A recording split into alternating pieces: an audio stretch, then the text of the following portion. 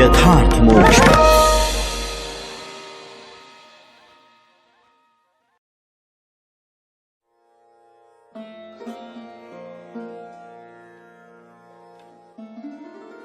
छठा अध्याय, पूतना उद्धार।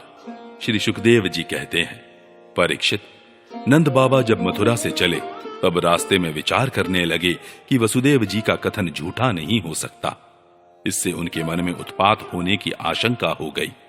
तब उन्होंने मन ही मन भगवान ही शरण है, वे ही रक्षा करेंगे, ऐसा निश्चय किया। पूतना नाम की एक बड़ी क्रूर राक्षसी थी। उसका एक ही काम था, बच्चों को मारना। कंस की आज्ञा से वह नगर, ग्राम और अहीरों की बस्तियों में बच्चों को मारने के लिए घूमा करती थी। जहां के लोग अपने प्रतिदिन के कामों में राक्षसों के भय को दूर भगाने वाले भक्त वत्सल भगवान के नाम, गुण और लीलाओं का श्रवण, कीर्तन और स्मरण नहीं करते, वहीं ऐसी राक्षसियों का बल चलता है। वह पूतना आकाश मार्ग से चल सकती थी और अपनी इच्छा के अनुसार रूप भी बना लेती थी। एक दिन नंद बाबा के गोकुल के पास आकर उसने माया से अपने को एक सुंदरी युवती बना लिया और गोकुल के भीतर घुस गई। उसने बड़ा सुंदर रूप बनाया था। उसकी चोटियों में बेले के फूल गुथे हुए थे, सुंदर वस्त्र पहने हुए थी।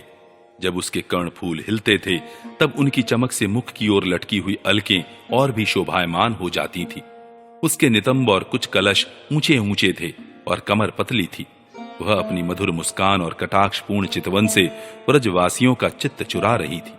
उस रूपवती रमणी को हाथ में कमल लेकर आते देख गोपियां ऐसी उत्प्रेक्षा करने लगी मानो स्वयं लक्ष्मी जी अपने पति का दर्शन करने के लिए आ रही है।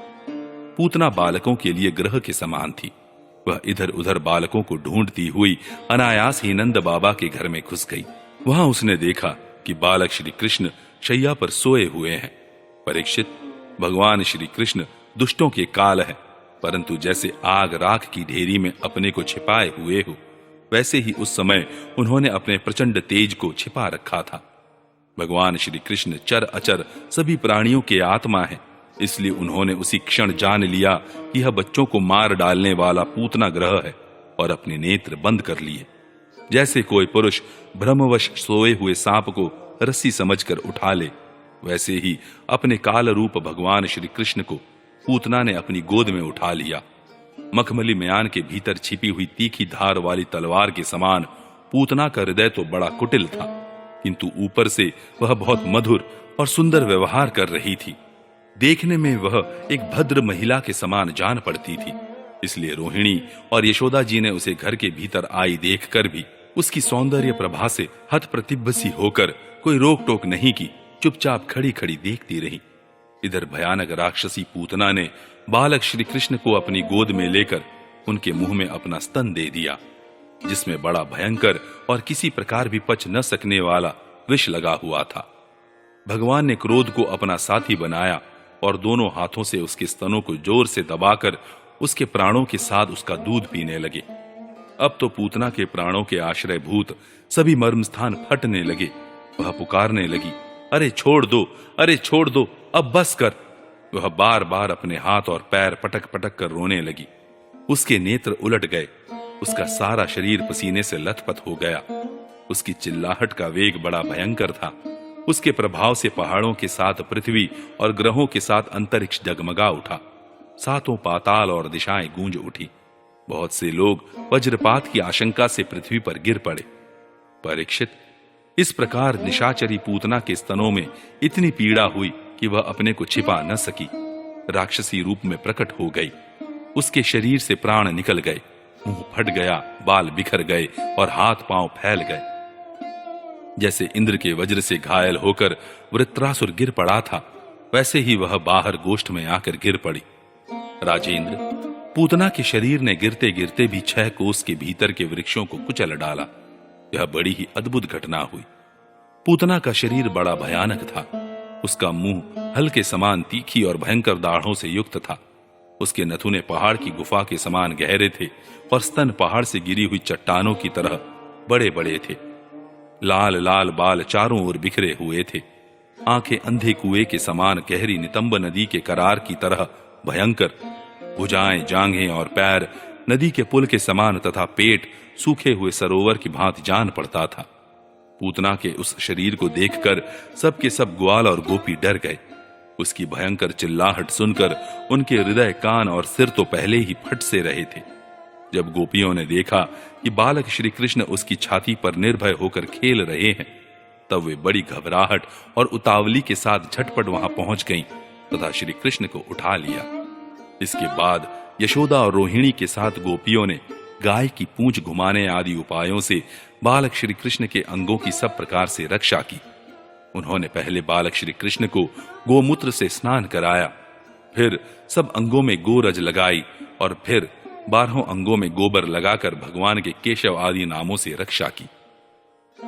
इसके बाद गोपियों ने आचमन करके अज आदि 11 बीज मंत्रों से अपने शरीरों में अलग अलग अंगन्यास एवं करन्यास किया और फिर बालक के अंगों में बीजन्यास किया।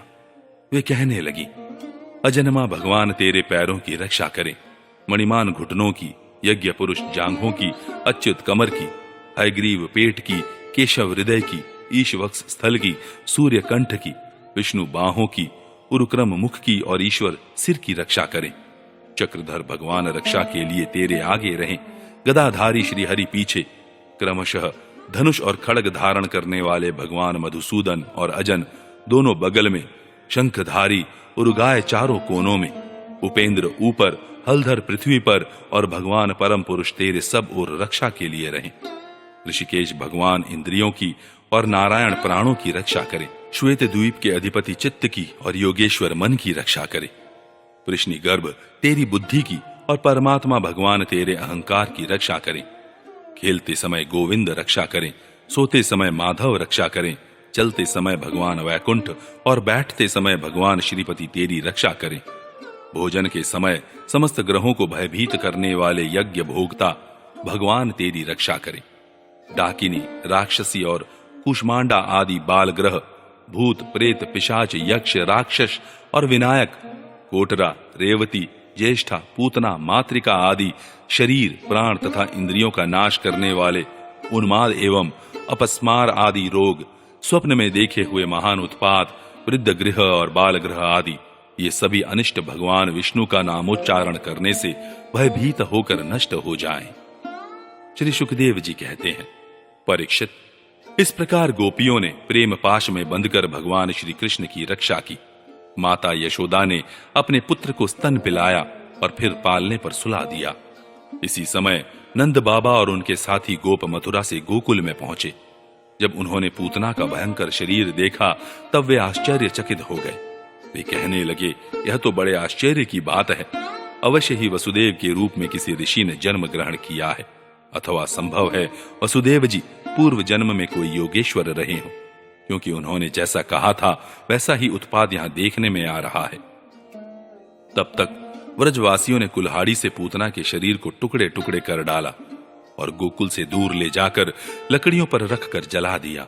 जब उसका शरीर जलने लगा तब उसमें से ऐसा धुआं निकला जिसमें से अगर किसी सुगंध आ रही थी। क्यों ना हो, भगवान ने जो उसका दूध पी लिया था, जिससे उसके सारे पाप तत्काल ही नष्ट हो गए थे। पूतना एक राक्षसी थी। लोगों के बच्चों को मार डालना और उनका खून पी जाना, यही उसका काम था। भगवान को भी उसने मार डालने की इच्छा से ही स्तन पिलाया था। फिर भी उसे वह परम गति मिली जो सत्पुरुषों को मिलती है। ऐसी स्थिति में जो पर ब्रह्म परमात्मा भगवान श्री कृष्ण को श्रद्धा और भक्ति से माता के समान अनुराग पूर्वक अपनी प्रिय से प्रिय वस्तु और उनको प्रिय लगने वाली वस्तु समर्पित करते हैं, उनके संबंध में तो कहना ही क्या है।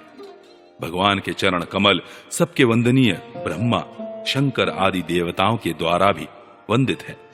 वे भक्तों के हृदय की पूंजी है। उन्हीं चरणों से भगवान ने पूतना का शरीर दबाकर उसका स्तनपान किया था। माना कि वह राक्षसी थी, परंतु उसे उत्तम से उत्तम गति जो माता को मिलनी चाहिए प्राप्त हुई। फिर जिनके स्तन का दूध भगवान ने बड़े प्रेम से पिया, उन गौओं और माताओं की तो बात ही क्या है। परीक्षित, देवकी नंदन भगवान कैवल्य आदि सब प्रकार की मुक्ति और सब कुछ देने वाले हैं। उन्होंने व्रज की गोपियों और गौओं का वह दूध जो भगवान के प्रति पुत्र भाव होने से वात्सल्य स्नेह की अधिकता के कारण स्वयं ही झरता रहता था, भरपेट पान किया राजन, वे गौएं और गोपियां जो नित्य निरंतर भगवान श्री कृष्ण को अपने पुत्र के ही रूप में देखती थी, फिर जन्म मृत्यु रूप संसार के चक्र में कभी नहीं पड़ सकती, क्योंकि यह संसार तो अज्ञान के कारण ही है। नंद बाबा के साथ आने वाले व्रजवासियों की नाक में जब चिता के धुएं की सुगंध पहुंची, तब यह क्या है, कहां से ऐसी सुगंध आ रही है, इस प्रकार कहते हुए वे व्रज में पहुंचे।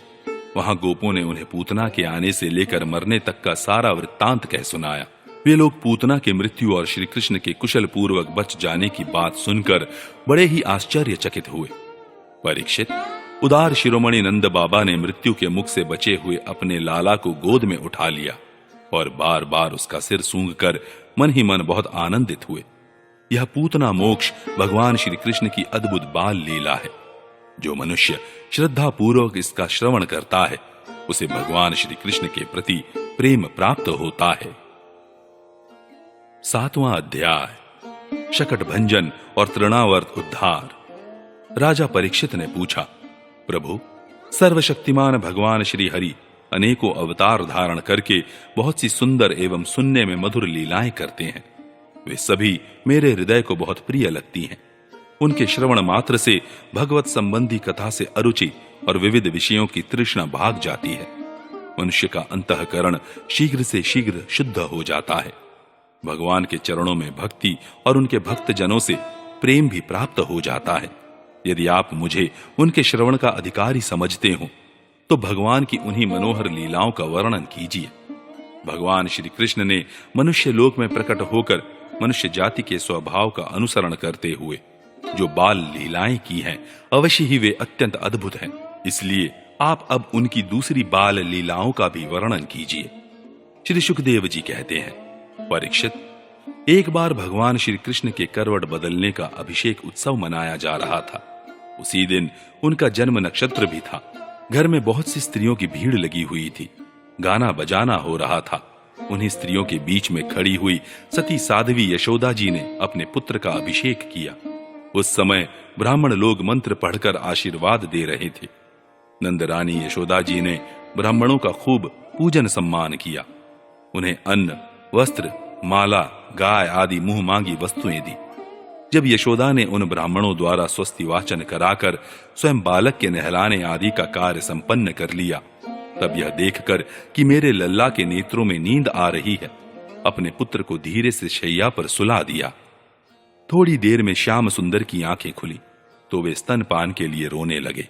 उस समय मनस्विनी यशोदा जी उत्सव में आए हुए ब्रजवासियों के स्वागत सत्कार में बहुत ही तन्मय हो रही थी, इसलिए उन्हें श्री कृष्ण का रोना सुनाई नहीं पड़ा। तब श्री कृष्ण रोते रोते अपने पांव उछालने लगे। शिशु श्री कृष्ण एक छकड़े के नीचे सोए हुए थे। उनके पांव अभी लाल लाल कोपलों के समान बड़े ही कोमल और नन्हे नन्हे थे, परंतु वह नन्हा सा पांव लगते ही विशाल छकड़ा उलट गया। उस छकड़े पर दूध, दही आदि अनेक रसों से भरी हुई मटकियां और दूसरे बर्तन रखे हुए थे। वे सब के सब फूट फाट गए और छकड़े के पहिए तथा धुरे अस्त व्यस्त हो गए। उसका जुआ फट गया। करवट बदलने के उत्सव में जितनी भी स्त्रियां आई हुई थी, वे सब और यशोदा, रोहिणी, नंद बाबा और गोपगण इस विचित्र घटना को देखकर व्याकुल हो गए। वे आपस में कहने लगे, अरे ये क्या हो गया?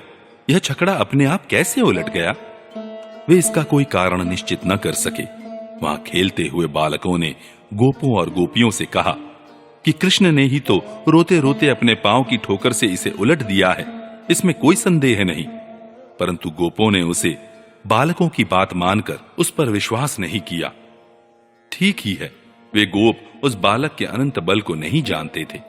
यशोदा जी ने समझा यह किसी ग्रह आदि का उत्पात है। उन्होंने अपने रोते हुए लाडले लाल को गोद में लेकर ब्राह्मणों से वेद मंत्रों के द्वारा शांति पाठ कराया और फिर वे उसे स्तन पिलाने लगी। बलवान गोपों ने छकड़े को फिर सीधा कर दिया। उस पर पहले की तरह सारी सामग्री रख दी गई। ब्राह्मणों ने हवन किया और दही, अक्षत, कुश तथा जल के द्वारा भगवान और उस छकड़े की पूजा की। जो किसी के गुणों में दोष नहीं निकालते, झूठ नहीं बोलते, दंभ, ईर्ष्या और हिंसा नहीं करते तथा अभिमान से रहित हैं, उन सत्यशील ब्राह्मणों का आशीर्वाद कभी विफल नहीं होता। यह सोचकर नंद बाबा ने बालक को गोद में उठा लिया और ब्राह्मणों से साम, ऋक और यजुर्वेद के मंत्रों द्वारा संस्कृत एवं पवित्र औषधियों से युक्त जल से अभिषेक कराया। उन्होंने बड़ी एकाग्रता से स्वस्त्ययन पाठ और हवन कराकर ब्राह्मणों को अति उत्तम अन्न का भोजन कराया। इसके बाद नंद बाबा ने अपने पुत्र की उन्नति और अभिवृद्धि की कामना से ब्राह्मणों को सर्वगुण संपन्न बहुत सी गौएं दी। वे गौएं वस्त्र, पुष्पमाला और सोने के हारों से सजी हुई थी। ब्राह्मणों ने उन्हें आशीर्वाद दिया। यह बात स्पष्ट है कि जो वेद वेत्ता और सदाचारी ब्राह्मण होते हैं, उनका आशीर्वाद कभी निष्फल नहीं होता। एक दिन की बात है, सती यशोदा जी अपने प्यारे लल्ला को गोद में लेकर दुलार रही थी। सहसा श्री कृष्ण चट्टान के समान भारी बन गए। वे उनका भार न सह सकी। उन्होंने भार से पीड़ित होकर श्री कृष्ण को पृथ्वी पर बैठा दिया। इस नई घटना से वे अत्यंत चकित हो रही थी। इसके बाद उन्होंने भगवान पुरुषोत्तम का स्मरण किया और घर के काम में लग गईं।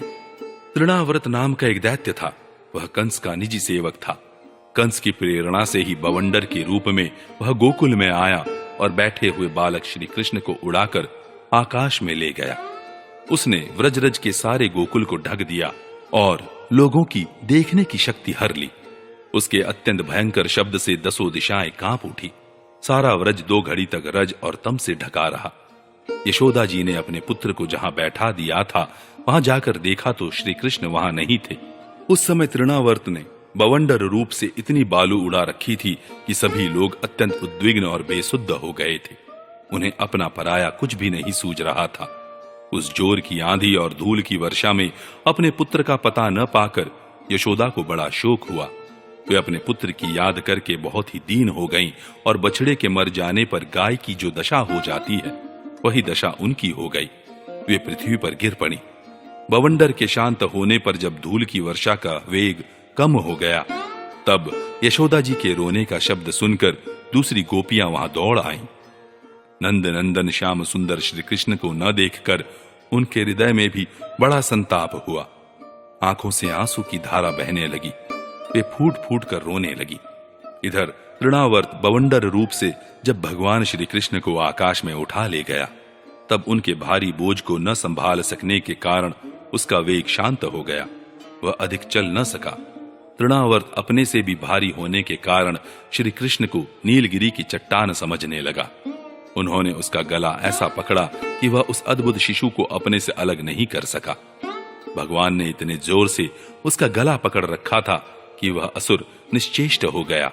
उसकी आंखें बाहर निकल आईं, बोलती बंद हो गई, प्राण पखेरु उड़ गए और बालक श्री कृष्ण के साथ वह व्रज में गिर पड़ा। वहां जो स्त्रियां इकट्ठी होकर रो रही थीं, उन्होंने देखा कि वह विकराल दैत्य आकाश से एक चट्टान पर गिर पड़ा और उसका एक एक अंग चकनाचूर हो गया। ठीक वैसे ही जैसे भगवान शंकर के बाणों से आहत हो त्रिपुरासुर गिरकर चूर चूर हो गया था। भगवान श्री कृष्ण उसके वक्ष स्थल पर लटक रहे थे। यह देखकर गोपियां विस्मित हो गईं। उन्होंने झटपट वहां जाकर श्री कृष्ण को गोद में ले लिया और लाकर उन्हें माता को दे दिया। बालक मृत्यु के मुख से सकुशल लौट आया। यद्यपि उसे राक्षस आकाश में उठा ले गया था, फिर भी वह बच गया। इस प्रकार बालक श्री कृष्ण को फिर पाकर यशोदा आदि गोपियों तथा नंद आदि गोपों को अत्यंत आनंद हुआ। वे कहने लगे, अहो, यह तो बड़े आश्चर्य की बात है। देखो तो सही, यह कितनी अद्भुत घटना घट गई। यह बालक राक्षस के द्वारा मृत्यु के मुख में डाल दिया गया था, परंतु फिर जीता जागता आ गया और उस हिंसक दुष्ट को उसके पाप ही खा गए। सच है, साधु पुरुष अपनी समता से ही संपूर्ण भयों से बच जाता है। हमने ऐसा कौन सा तप, भगवान की पूजा, प्याऊ पौसला, कुआं बावली, बाग बगीचे आदि पूर्त, यज्ञ, दान अथवा जीवों की भलाई की थी, जिसके फल से हमारा यह बालक मरकर भी अपने स्वजनों को सुखी करने के लिए फिर लौट आया। अवश्य ही यह बड़े सौभाग्य की बात है। जब नंद बाबा ने देखा कि महावन में बहुत सी अद्भुत घटनाएं घटित हो रही हैं, तब आश्चर्यचकित होकर उन्होंने वसुदेव जी की बात का बार बार समर्थन किया। एक दिन की बात है, यशोदा जी अपने प्यारे शिशु को अपने गोद में लेकर बड़े प्रेम से स्तनपान करा रही थी। वे वात्सल्य स्नेह से इस प्रकार सराबोर हो रही थी कि उनके स्तनों से अपने आप ही दूध झरता जा रहा था। जब वे प्रायः दूध पी चुके और माता यशोदा उनके रुचिर मुस्कान से युक्त मुख को चूम रही थी, उसी समय श्री कृष्ण को जम्भाई आ गई और माता ने उनके मुख में यह देखा। उसमें आकाश, अंतरिक्ष, ज्योतिर्मंडल, दिशाएं, सूर्य, चंद्रमा, अग्नि, वायु, समुद्र, द्वीप, पर्वत, नदियां, वन और समस्त चराचर प्राणी स्थित हैं। परीक्षित, अपने पुत्र के मुंह में इस प्रकार सहसा सारा जगत देखकर मृग शावक नयनी यशोदा जी का शरीर कांप उठा। उन्होंने अपनी बड़ी बड़ी आंखें बंद कर ली। वे अत्यंत आश्चर्यचकित हो गईं।